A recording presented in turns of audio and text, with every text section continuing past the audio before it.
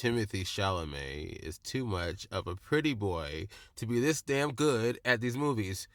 I'm joking, Timothy. I love you. Mwah. I really do. Timothy Chalamet is amazing in like everything I see him in. I can't even be mad at him. This is no exception. Dune Part 1, beautiful movie. Lore building's crazy. The pace is wonderful, and you root for the good guy. What more could you want? Review over for all of you that just left. For the rest of you, let's talk about it. I knew this movie was going to be great. I knew it. I knew it was going to be fantastic. I had no doubt.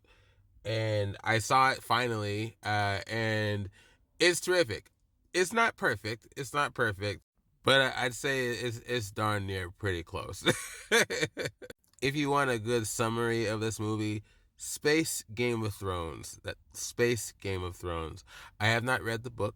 I've seen bits and pieces of the movies and show series that have come before it. Series, I like that word. I'm keeping it. But there's a lot of space politic in here.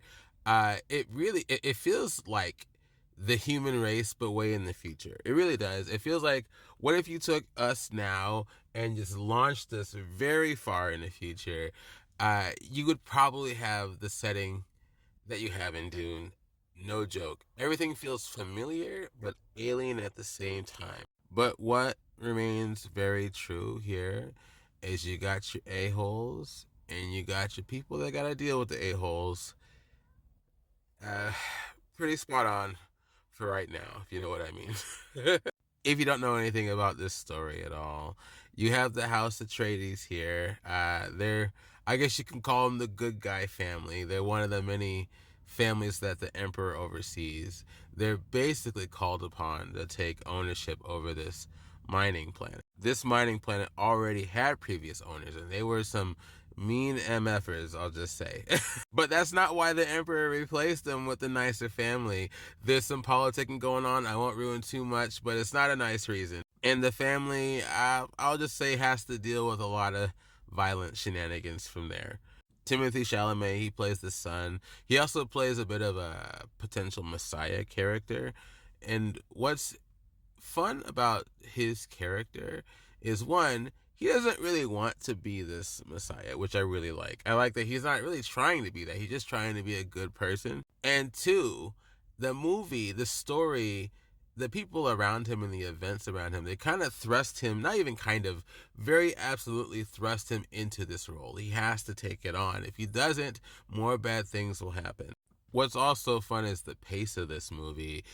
I don't want to say it moves fast, but there's not much delay, and the exposition is very well told visually and verbally. It's an efficient film.